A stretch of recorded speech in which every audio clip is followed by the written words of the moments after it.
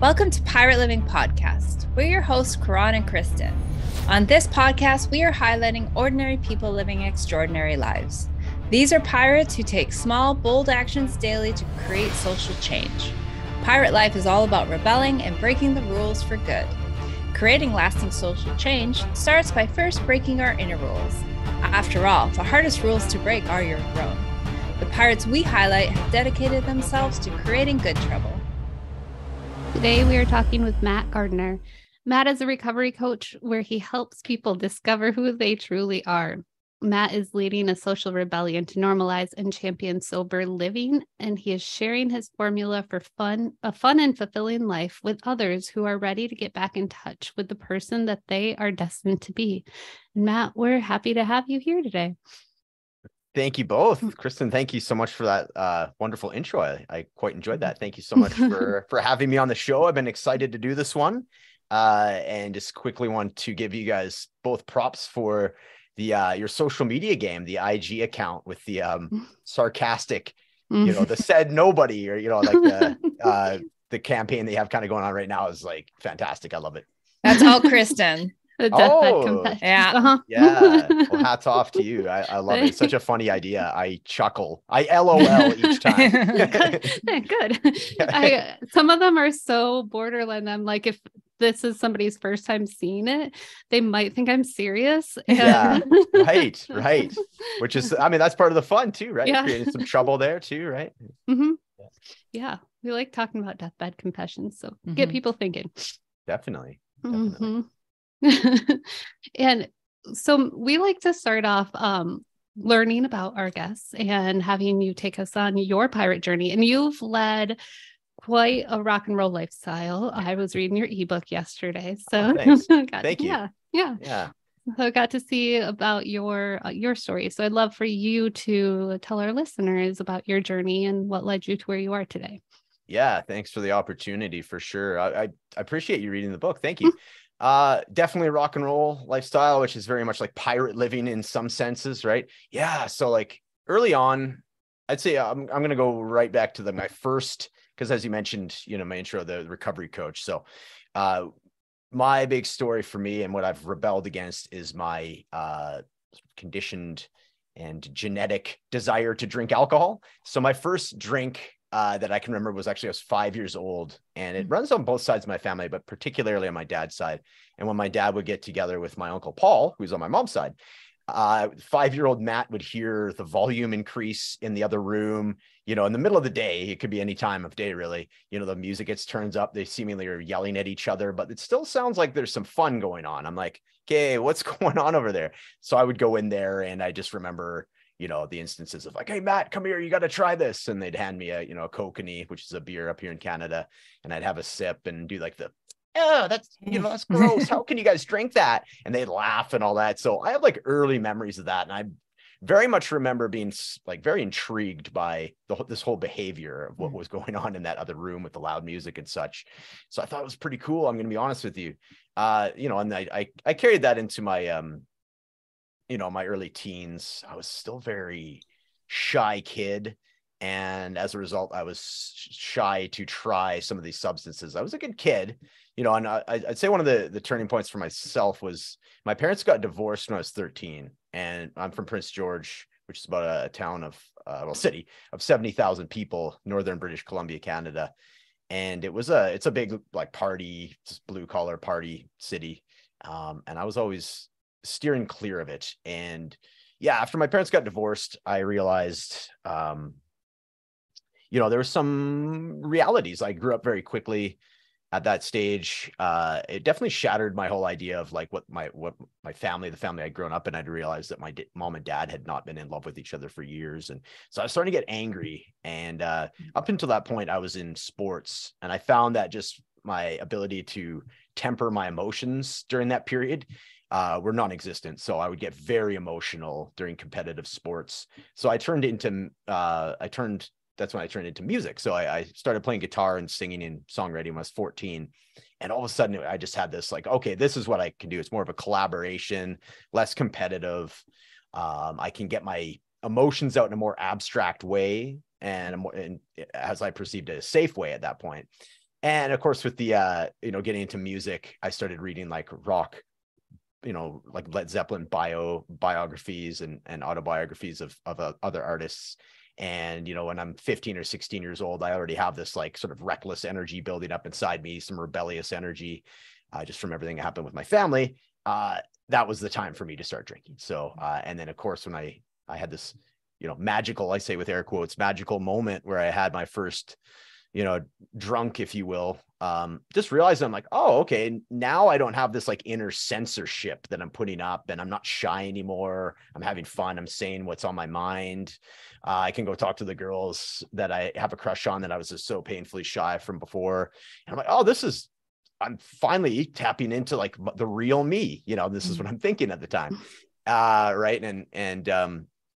So that was like my early stages with drinking, and, fast forward into my 20s. By that time, like it had really caught up with me, and, drinking daily, thinking, okay, well, if this works for me, on the Friday night and Saturday night, certainly it'll work for me every day of the week. Right. Of course. Right. And just getting exposed to it, like in the work culture, how normalized it was to just go out for drinks, even sometimes drinking at work, you know what I mean? Just all that type of stuff. And then honestly, as I continued to play in bands, and we moved out to Edmonton by this point, which is where I'm currently living. So Edmonton, Alberta, which is about like 1.3 million. So we were joking, Karan and I, earlier before we started, it's a bigger Prince George. It truly is. It's very similar. That's not derogatory. It's just, there's so many similarities. So I moved out here, and there's just more to do, right? More venues, there's more opportunities for school, more opportunities for work. So we moved out here as a band, and a few of my members of family. My older brother came out here. And by that time it was like, man, like Alberta is kind of looked at as like the Texas of Canada. And, honestly, there's like a liquor store, especially where I grew up in Edmonton, through my 20s there. It was like every street corner, or pretty dang close, like every second street corner would have a liquor store that was open to like 2 a.m. So, and just to get back to the band thing, I was playing in 3 bands at the time that were gigging a lot. And I found like music is the only job I can think of that they encourage you to drink on the job. Like you get paid to be there, and you're the paid entertainment. And as soon as you show up, they're like, here, free drinks, there's like a case of beer on ice at backstage or whatever. I'm like, oh, okay, sweet. This is how this goes. Awesome. So, it's just all this type of stuff. Right. And I just loved it. I enjoyed not having to worry about social anxiety so I was just like, honestly, I was just like pushing down a lot of these feelings, and not necessarily dealing with them, and not realizing that I was trapped in this cycle of they were still coming back, and these feelings were still coming back, and like, mutated and had some more weight to them and more darkness to them as they would resurface. So I would have to drink more. And that's when it really started getting out of control. I ended up hospitalizing myself at 27 for acute pancreatitis for 3 days, just from like going on a massive bender, drinking a lot of whiskey that weekend. And man, most painful thing I'd gone through at that time. Hospital for 3 days, and just doing like the whole, like, if I can get out, praying, right? Like, oh, I'll change. I'll never drink again if I can get out of here. And literally, as I walked home that night, I got discharged from the hospital. That's part of my brain, that addict part of my brain, started negotiating with me and said, you know what, that was like rye that did that to you. Like, just kind of doing that. It was rye. Like, if you go to beer, like if you're a beer drinker now, nobody ever gets in trouble with beer. I'm like, it sounds logical, actually. Yeah. I can still enjoy, like, beer is only 5%, so I'm listening to it. And as I'm walking home, there's literally 3 liquor stores. I'm on my way home. By the 3rd liquor store, I convinced myself that I was going to be a beer drinker. So I grabbed a 6-pack of beer on my way home from like a near-death experience for all intents purposes. And then I was a beer drinker for the next few years. I hit a rock bottom moment, early 30s, and actually finally was just like, okay, the gig is up. Like, I gotta clean up. So I put my hand up for some help, and my work, my profession gave me 5 weeks off. Or I asked, I said, you know what, I didn't want to be an inconvenience to anybody. So I'm like, I can just give me like a month, like 5 weeks. I'll come back a changed person. And 2 weeks into the 5 weeks, I was on this massive bender still. And finally I was like, okay, it's like one way or the other. I'm going to just continue to do this bender. I'd saved up a bunch of money by that point. I'm like, I could go on this massive bender, and I knew inside of me where that was leading, right? Like an untimely demise. Or I can at least try and sober up. I'm like, well, at the time I didn't even want to try, but I was like, yeah, something inside of me, which I believe now looking back is like my true self, convinced me to try this. So I reached out to a buddy of mine, Brent, who is we had a falling out over substances, if you can imagine that. He had gone to NA and AA, and he was about a year ahead of me sobriety wise. And I reached out to him, and that was kind of our coming back together. And I'm like, hey man, can you take me one of these meetings? Like I have no idea what else to try at this point. You know, trying to by myself in moderation, and all the rest is just was not working for me. And yeah, we went to the meeting, and I got to the parking lot, and I was like scared. So we got to the parking lot. I'm like, you know what? I think I've been scared straight here. Like this is good enough. Like just getting to the parking lot, this is having a profound effect on me. Thanks, Brent. And I remember he put his hand. Yeah, like he put his hand on my shoulder and was just like, you know, it's all good. Like he smiled at me. It's like, this is a safe spot to be. And yeah, we went in there, and people are like high-fiving him and hugging him and everything. And I'm like, whoa, this is not at all what I was expecting. I was picturing these like angry drunks or like dry drunks that are like eyeing each other up, and nobody, you know what I mean? I just had this like perception of what I thought it was going to be in there. And it was like the opposite, which is a lot, you know, we'll get into some of these details. It was oftentimes in my recovery journey, it's been opposite of what my mind was perceiving it to be. And I remember just the guy started talking to the opening sermon or whatever it is out of the big book there. I don't even remember what he said, but just the energy of everybody in that room, like literally I had like a spiritual intervention of some kind, and I felt like a weight, like somebody had been sitting on my shoulders, like leave my body, and I started tearing up and everything. And from that day forward, I was sober for 3 years, 3 months, and completely changed. Like just my perception of time and being able to stay present, things that would normally have got me frustrated and angry just were gone. Like there was something there that was beyond anything I've ever experienced, where like I was touched spiritually in some way, and I was a changed person off the strength of that one meeting. And of course I kept going to AA meetings for the next, I'd say 8 months, if not daily, close to it every second day.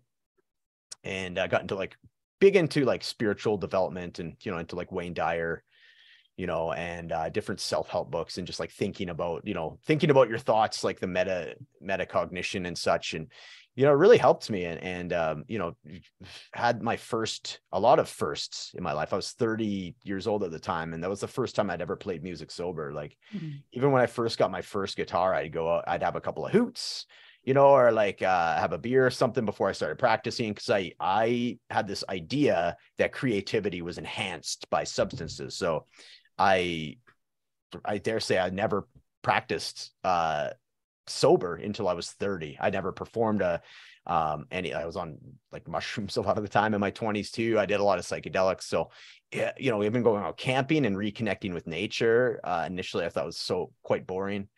Because I go out there and try and get through a flat of beer as quickly as possible and start a fire and get rowdy. And I remember just going out to, you know, camping, and I went out by myself, and I was just going to do some journaling. I'm just sitting there, I'm like, wow, this is like so different than it was like a year ago. Like, it's kind of, yeah, it was just interesting, right? Like, so there's a lot of like redefining and reframing and rediscovering, right? A lot of words, recovery. So it was, yeah, quite the experience. You know, at 3 years, 3 months in, I was the groom, one of the groomsmen at my drummer's wedding, and it was an amazing wedding. And as a result, there was all these drinks coming to the table, right? And at that point, there was part of me that was curious about going back to the other side, if you will. And that night, I was not protecting my sobriety whatsoever. I wasn't saying I wasn't drinking. I was doing different things. Like I was walking up to the line, right? Like people would get a shot, and I'd like do the, you know, water the plant behind me with it. But it was like, I'm like, ooh, I was like trying it on, right? I'm like, okay, I'm doing the motion, like I'm smelling it. I'm like doing everything but actually having it. And then by the end of the night, I finally had a shot of tequila, and it was like 3 years, 3 months, boom, I reverted back to the old me. And I was in the back of my brain was like, whoa, how could that have happened so quickly after all this work you've done? And then another part of my brain's like, it's all good, man. Like, you got it this time, ego gets involved in. Mm-hmm. And yeah, I remember saying, I got this. I said this to myself. And like, those 3 words are so powerful for me now, me remembering me saying this to myself, I got this. And then, so the next 3+ years, I tried all these moderation techniques to try and prove that I'm this, the one person that can have this, like, this drinking problem. But, I'm cured, I'm good. And I literally tried like any possible bizarre moderation technique that you could possibly think of. I fairly certain I tried it at one point or another, and nothing was working. I remembered having the first time I started drinking alone again, just randomly, I was like, I'll get a bottle of cider, of all things, like a 2-liter of cider. I'm like, I've got all my chores done, and I'm just gonna enjoy a couple drinks. And I had this like self-talk, inner dialogue that was well beyond, like, I channeled somebody or something, one of my guides, and said, if you continue to drink this will kill you. And I was like, ooh, and I had like this panic attack. I was like, whoa, okay, yeah, I get it. And things like that started happening. And yet I continued to try to moderate. And it was just so, meanwhile, I'm getting promoted at work, the band's doing well, and I still can't get my shit together otherwise. So fast forward to, this is getting closer to the current times. My dad passed away a couple days before Christmas, 2018. And he was always a heavy drinker. His whole side of the family, as I mentioned earlier. And he was 66. He had retired for 1 year. He'd been a fireman in Prince George for 35 years. And this is my understanding, my perception of this is like, as soon as he retired, he really lost that part of his identity. And he started drinking more. He started smoking cigarettes again after he had quit for like 15 or 20 years. And I was just like, and you know what? And then like 66 years old, and a couple of days before Christmas, I remember getting a call from my stepmom that he passed away. I was like, whoa, okay, this is this is real. My Uncle Paul, the other guy that I told you about this story, had passed away from complications due to alcoholism as well. Like, I'd say maybe 4 or 5 years before that too. So both these guys that I remember this moment from the time I was 5 years old with, they're both no longer with us. And I'm like, I'm on the same path, like, and I'd love to say like I course corrected quickly. It still took me a few more months, but what it was is I was driving out to my dad's celebration of life. So for Canadian geography, so it's Edmonton, and then 8 hours almost to the minute west is Prince George, and right in the middle, again, almost to the minute to the kilometer, is Jasper, which is a beautiful Rocky Mountain town. And it's one of my favorite spots on earth. It's so beautiful. And I was coming out of this really rough party weekend of like cocaine and just all the greatest hits, so to speak. And I was coming out of that as I was driving out to my dad's celebration of life. I was so strung out and just hungover and depressed.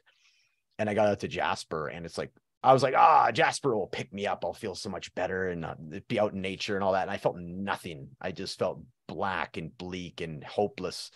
So I grabbed my cell phone and just started just trying to get some of that energy moving and just hearing what I'm saying. And I just felt so alone.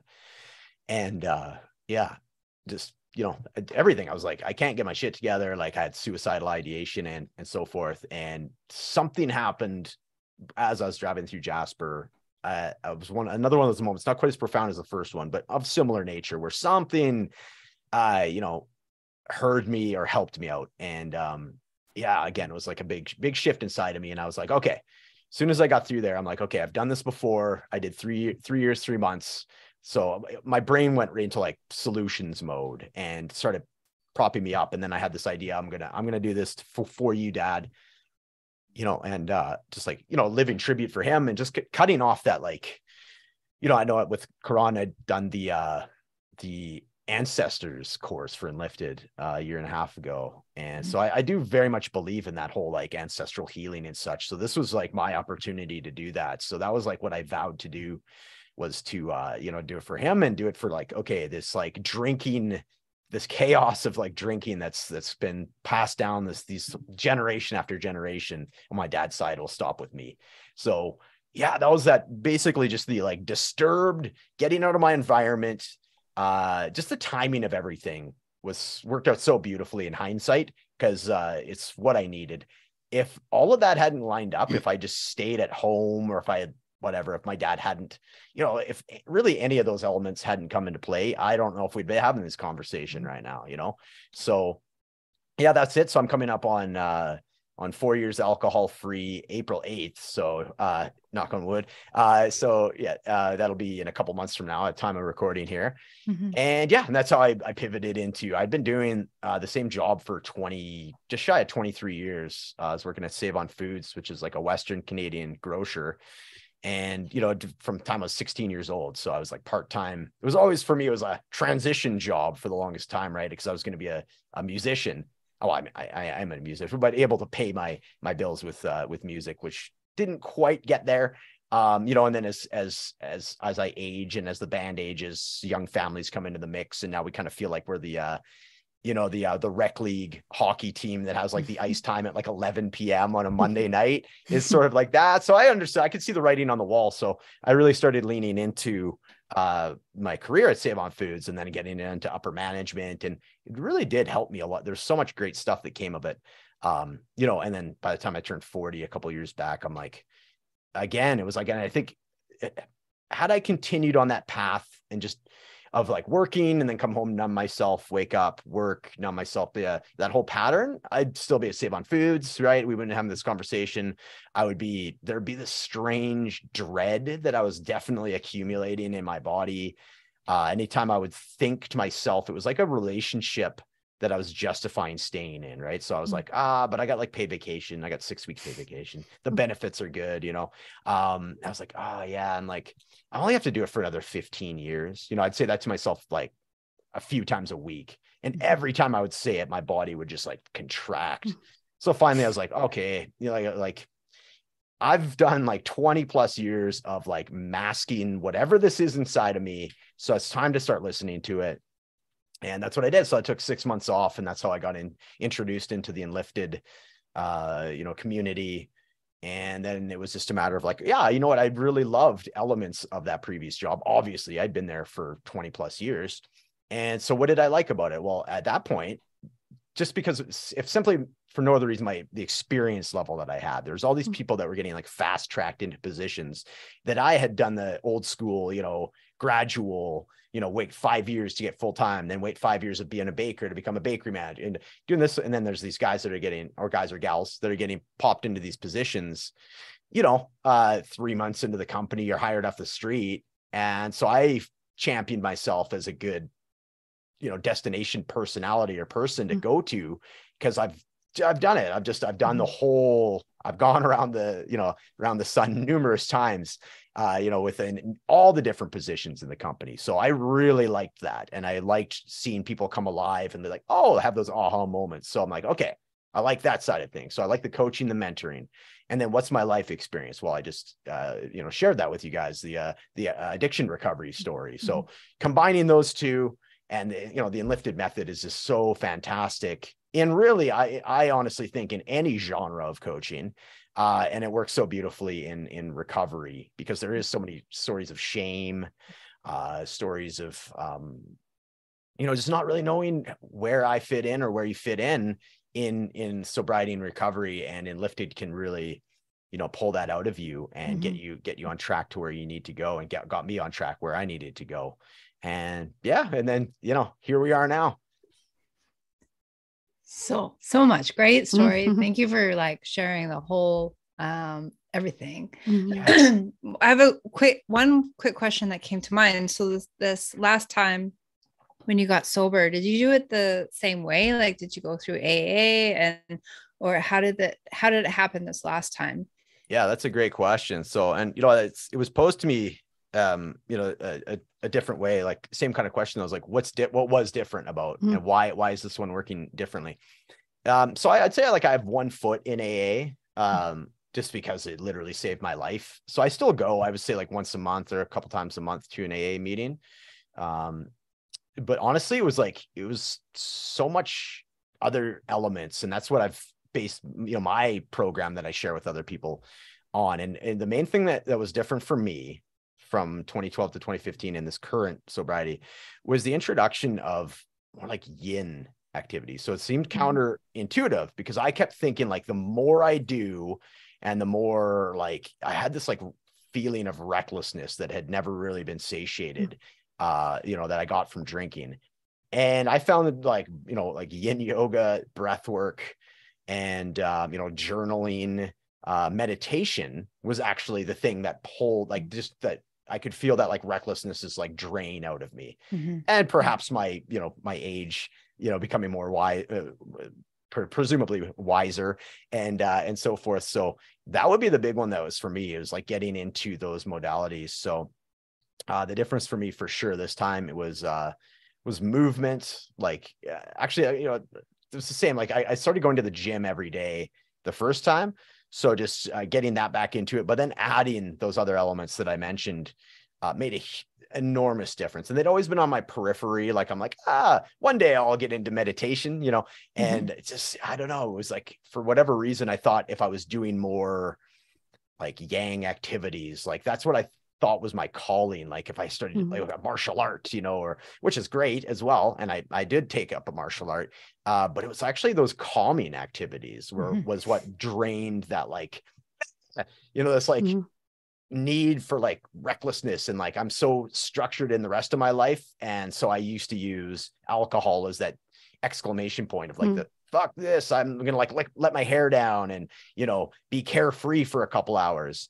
And I found that with like breath work, meditation, yin yoga, journaling. And it seemed, it seemed so strange. It seemed, it was very counterintuitive to me and my instincts, or what I thought were my instincts. I think as soon as I found out, and it very much connected with me. So that'll be the difference this time for sure, is just getting more into, and, that's really helped me figure out who I am. And that was a missing element. And I negation acknowledged she was not going to figure out who I was by achieving more or doing more, taking on more. In fact, I'm very much rejecting that these days. I'm finding myself like, trying to step back from filling my calendar, 14 hours a day and thinking that that's what the answer is like working harder. And you know what I mean? So yeah, that was the big game changer for me.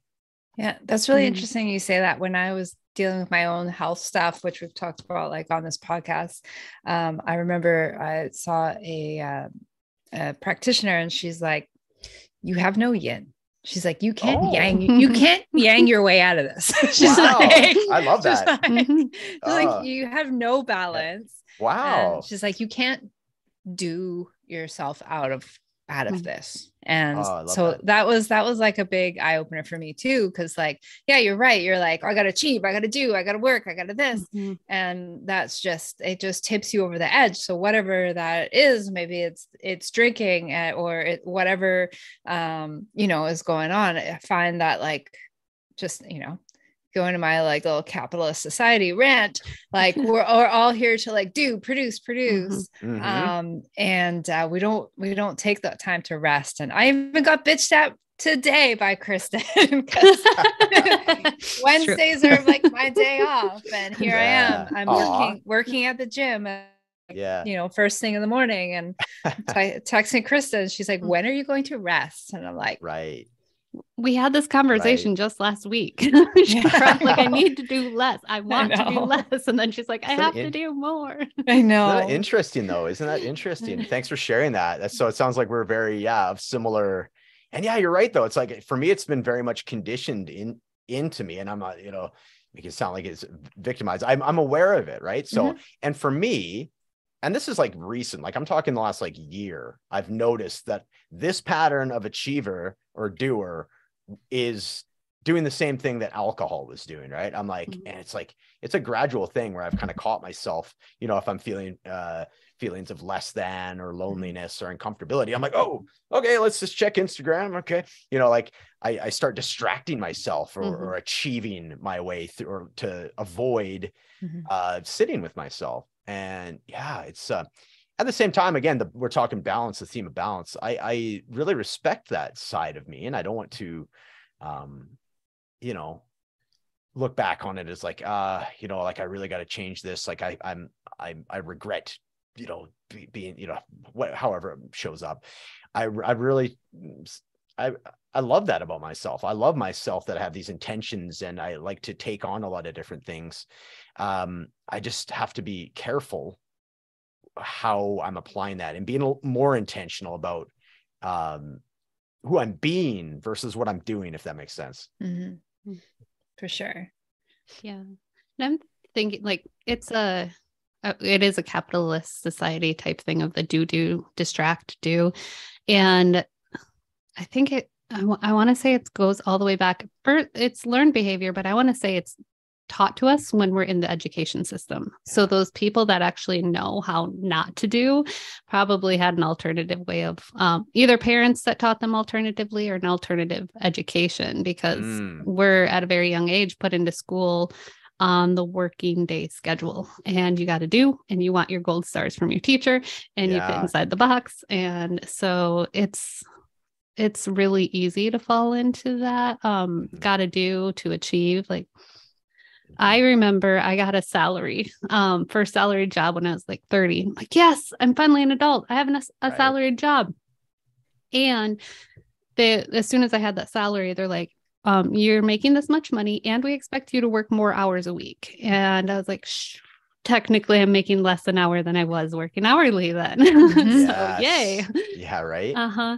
And then I moved and took up a hourly job, and I'm wearing a uniform. I feel like I've regressed, but at the same time, I'm like, I'm on an hourly job. I can get paid bit by bit, and it's still in the education field. But yeah, the whole like identity based off of what we do and what we achieve and how we look when we go to work. Yeah, definitely.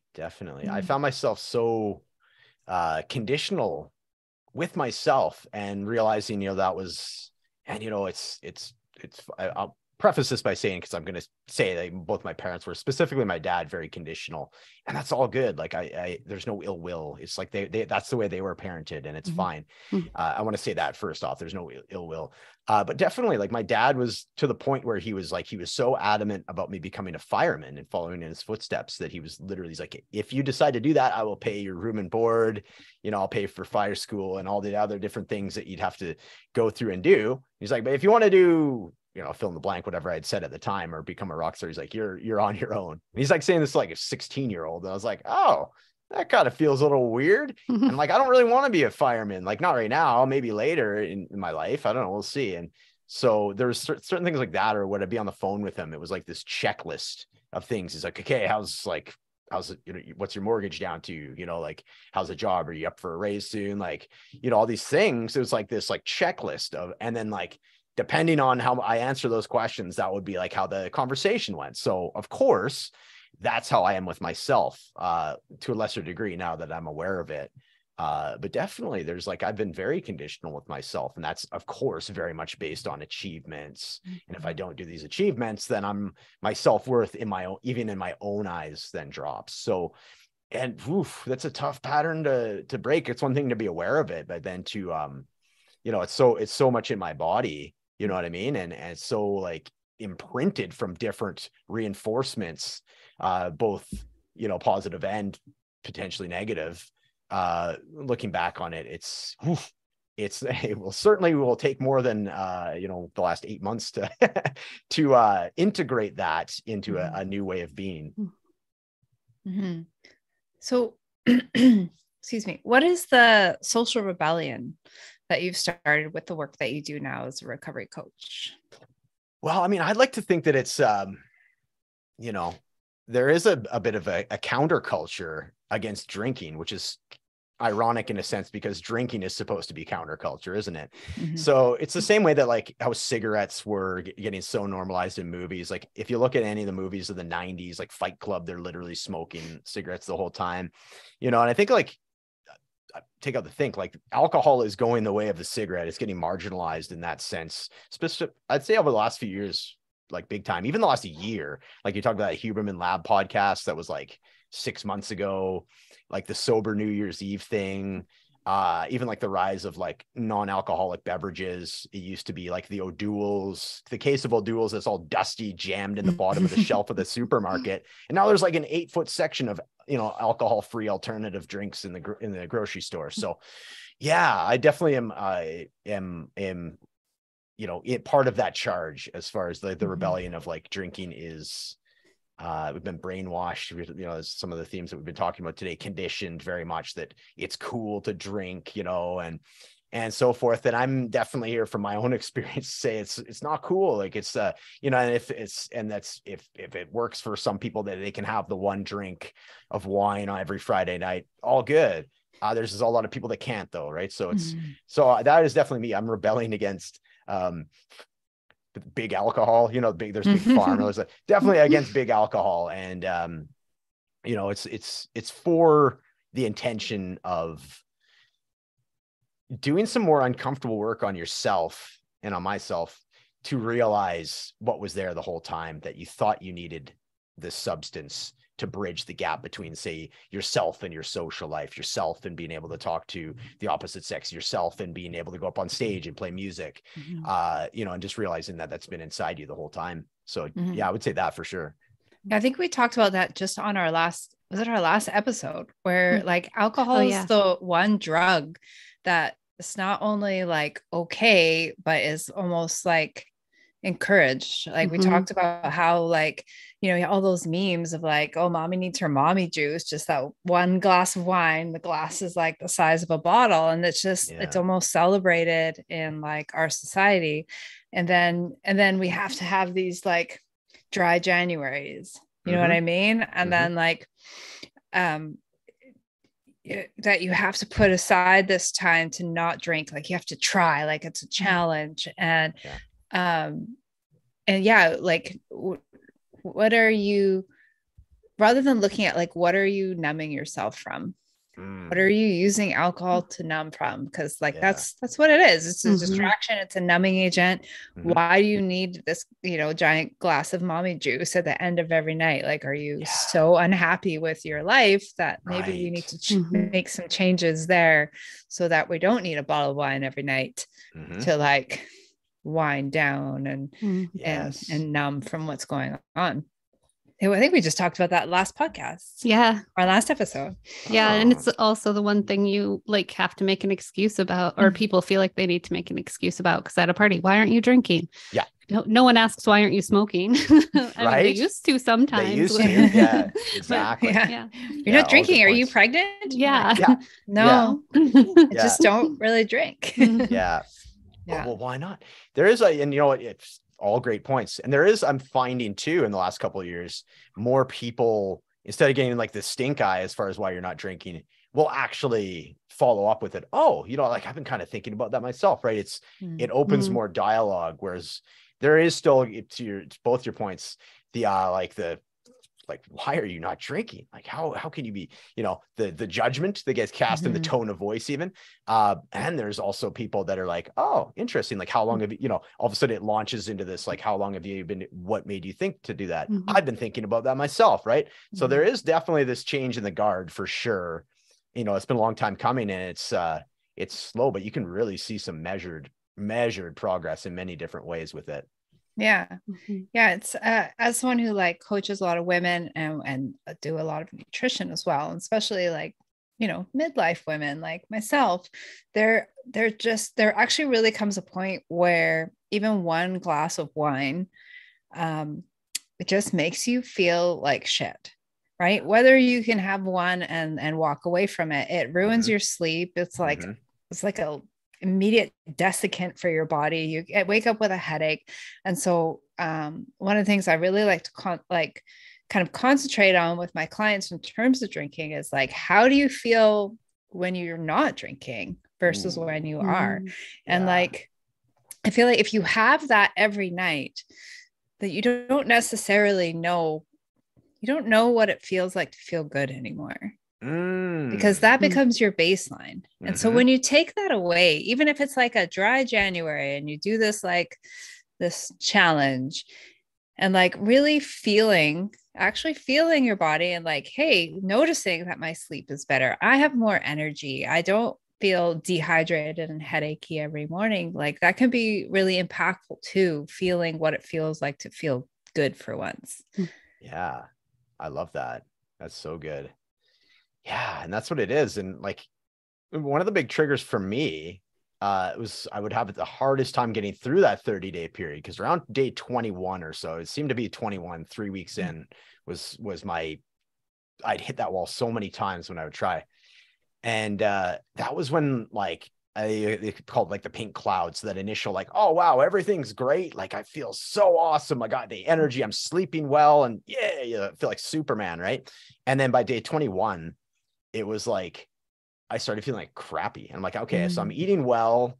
And I don't know if it was a delayed reaction. I'm not exactly sure what it was, but I was, listening to my body. My body's like, I would hit a wall, right? Literally and mentally. And yeah, and then that was like my justification. That's what I needed. I'm like, well, if I'm doing everything right, quote unquote, and I'm not really, you know what I mean? It's like the first little hiccup I have. I'm like, and I'm, here I am, day 21. I feel like crap. I'm going to go out and like have a beer with dinner. And you know what I mean? Like, I'll show you, body, like you're some, so it was this nonsense when looking back on it, but it was a big pattern of mine, right? It would be get to 21 days of feeling fantastic, to your point. And then the first time where I would like, kind of plateau or even lower, I'm like, oh, see, I knew it, and go back to it. So it's, yeah, very good points. So, it's like getting out of your head and you're really getting into your body. And I'm sure that's a big part of, what you do with your training and such is, man, we're so like so many people live from like here up, right. In your head and just getting back to the stage where you can actually be in tune with your body. And again, I just circle back to like the meditation and breath work and such is really connected and lifted in general, right? The energy that words have, and not just throwing words out, just being intentional about the words that we use and that I use and all the rest. But yeah, interesting stuff for sure.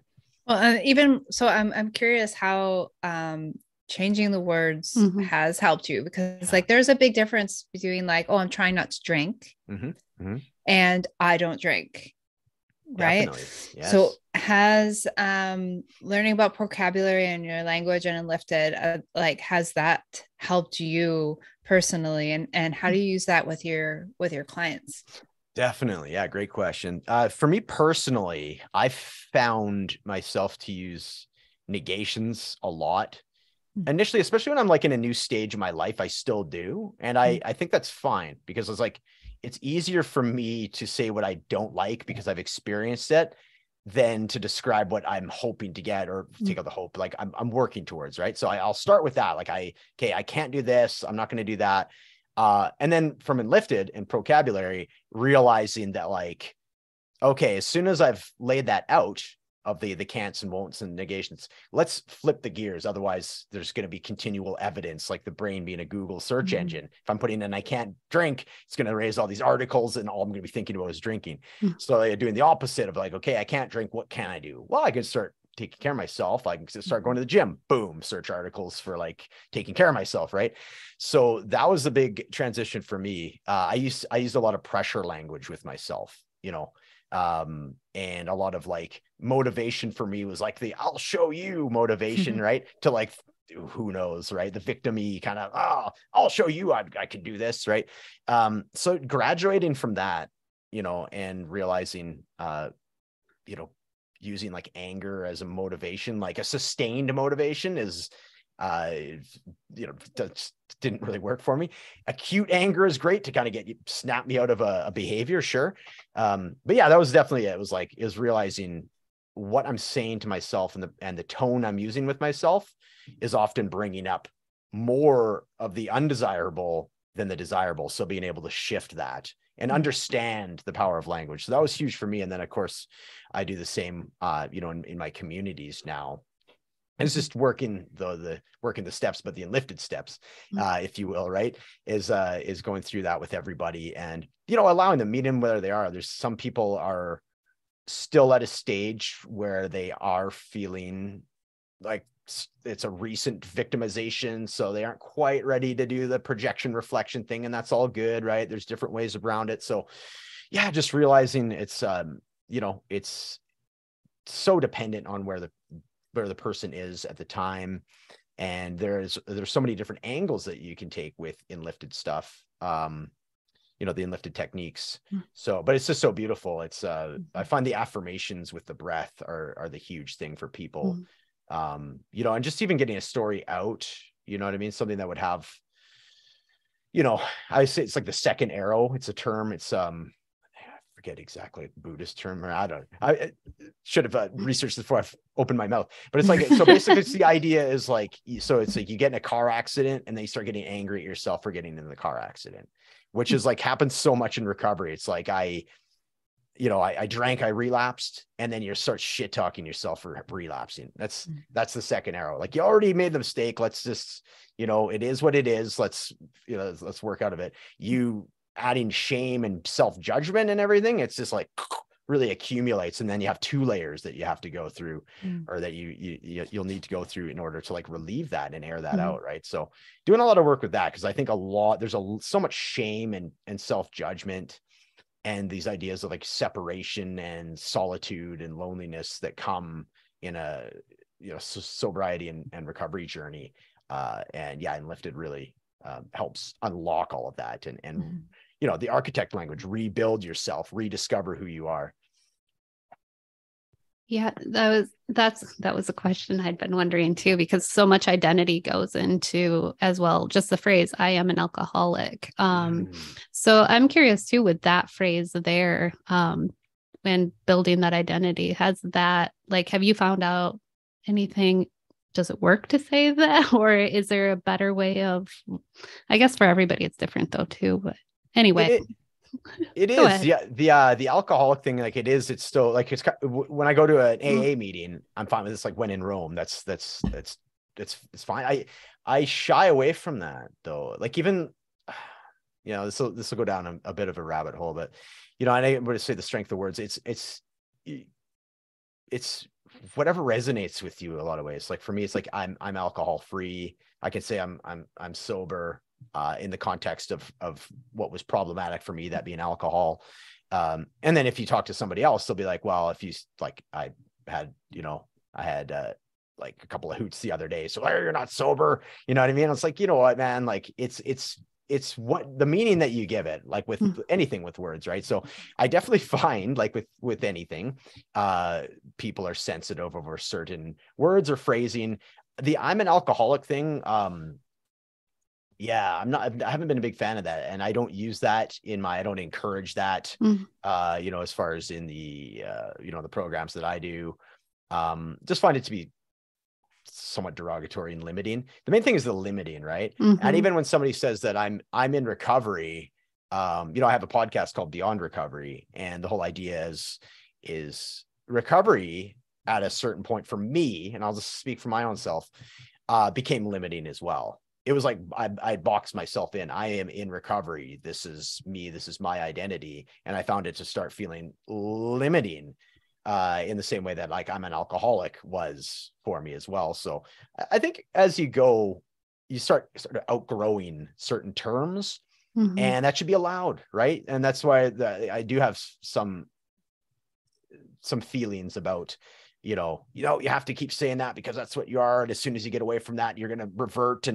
And again, that's like personal experience. That's just my own experience. That's my own opinion on it. And if it works for people to, you know, hit that nerve every day and say that I'm alcoholic and that helps keep them grounded, that's the whole idea, right? At the end of the day, words that ground you and balance you and help you feel what you need to feel, and, you know, and yeah, live the life that you need to live, then, and it's not hurting anybody because you're saying about yourself, you know, fill your boots, say whatever works for you.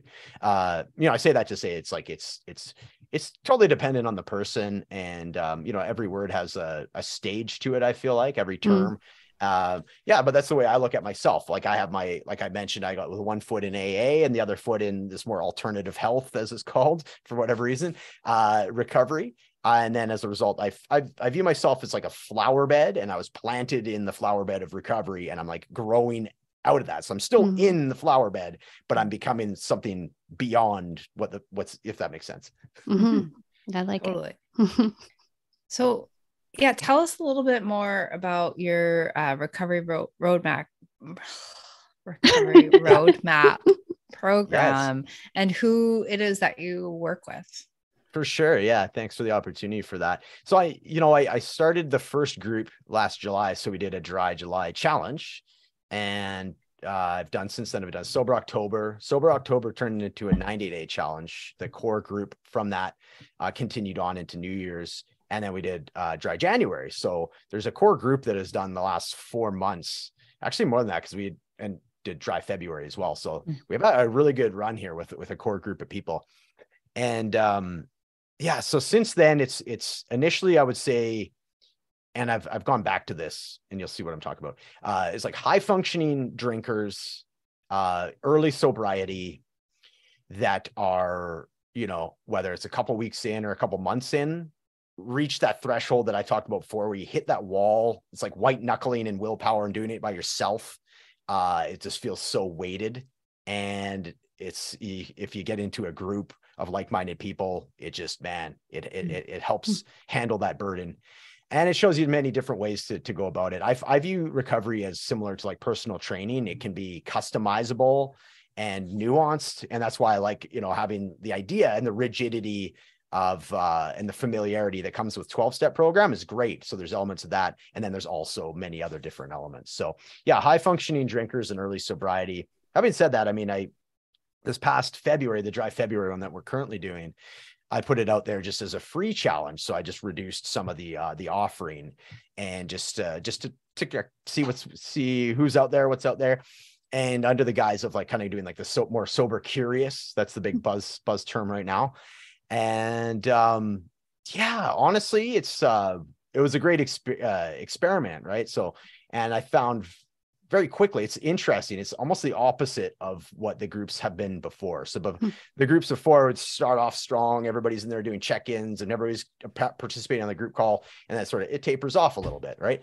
And this one has been the opposite, where initially, almost right off the bat, there was about 5 people that just dropped out, which is totally cool, right? And it's like sober curious. So as a result, they're kind of like, oh, you know, I'll put my toe in the water. Oh, don't like that. I'm going to go back over here. Totally cool. And now all of a sudden, halfway through, it's like spiking up, and there's like more involvement of the people that stayed. So definitely interesting. As you can tell, I'm still in that rookie year, if you will, of like figuring out what works, and, you know, the science experiment that is, you know, coaching, right? As far as, okay, you know, who exactly is this stuff going to resonate with? So I would say that, though, definitely at the end of the day, yeah, the high functioning drinkers, the people that have everything else is like leveling up in their life, yet they can't seem to get their, you know what together, you know, and it's getting to the stage where it's becoming unmanageable, and it's going to start affecting all this other stuff that they've, you know, put up in the air. And, you know, that's my story. So, and I think it's a very common story, like more the further into this I get. So, yeah, that's who I help. And as far as what we do, it's like I said, it's a group. So there's weekly group calls. We do, say, if for example, if you do like the 1 month with me, one of the 1 month challenges, there'll be 2 one-on-one coaching calls with myself, the 5 group calls for each week. And then we do the Sunday events, which I lifted from Enlifted, as far as, in fact, I use some of the Enlifted events as my Sunday events, because why not? You know, and so the breath work and so forth. So it's like the Sunday morning events. So it's really helping you redefine the weekend. Because for me, especially, I remember hating mornings for obvious reasons. I'd be all hungover, right? So now mornings are my favorite time of day. So having like an intentional like Sunday morning event to help people redefine those weekends and such. So yeah, overall, and then I developed a whole like 30-day online course that you can do on your own time, with just different elements of you know, sobriety, like reframing relapses, managing cravings, doing some inner work on yourself. Obviously, you have the Enlifted, like inner dialogue upgrade, right? So essentially borrowing heavily from Enlifted, you know, that type of thing. So really getting into the why. So like the triage of, okay, managing cravings. And then as you go through the month, you're going to do the inner work. Okay, why was I drinking in the first place? You know, getting into like the body mind integration, you know, with the yoga and the breath work and such. And then by the end, okay, you're coming out of this 30-day journey. How are you going to integrate this into your life? So it isn't just you know, the sauna experience. You're in the sauna for a month and then you're back into reality and you fall off the wagon right away. So it's sort of like this hero's journey of navigating that first month of sobriety, or it could be the 4th month of sobriety for you, or it could be a year in or whatever. Like I've had somebody in there that was 31 years sober, and he just was interested to try a group and do something in a group setting because he hadn't been in a group in a while and he loved it. So yeah, it's just capturing a lot of different people, which is amazing. Where can our listeners go to find out more about your recovery roadmap or your community or any of the things that you do? For sure. Thank you. Yeah. Recoveryroadmap.me. That is the website. It's also my Instagram handle. So easy to find me that way. I'm on Instagram quite a bit. So DM me or follow me and I'll definitely reach out to you and we can have a conversation that way. Also have Matt Gardiner Live, which is my Facebook page and my YouTube channel. So the YouTube channel will have all the different podcasts that I do, as well as some sound therapy stuff and sound journeys and breath work and various other things. And we'll have all that in the show notes too. So awesome. If you don't remember it, find it there. Yes. Awesome. Yeah, before we wrap up, is there anything, how would you recommend our listeners start going about their own pirate life? Ooh, yeah, I love that. Yeah. For me, like pirate life and the whole idea of rebelling is, it's rebelling against some of these things that have been conditioned or passed down to you from like authority figures. And that could be like your parents.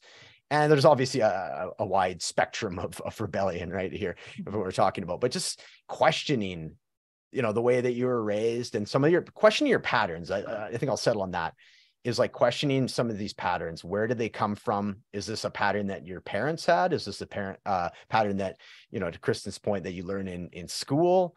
Is it serving you anymore? Is that what is creating this sense of like unfulfillment or dread inside you? If that's so, really, yeah, rebelling against some of these patterns and realizing that your pattern is not you.